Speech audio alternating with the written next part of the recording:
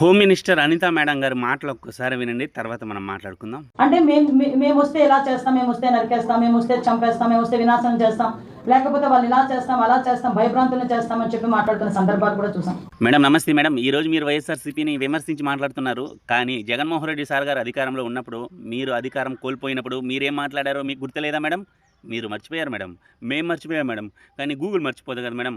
అలా కొడితే ఇలా వచ్చేస్తుంది మేడం. ఒకసారి ఈ వీడియో చూడండి మేడం. యాక్చువల్గా మీకు విషయం చెప్పనా, ఈ కేసులు అంటే నాకు నమ్మకం ఉంది న్యాయ వ్యవస్థ మీద.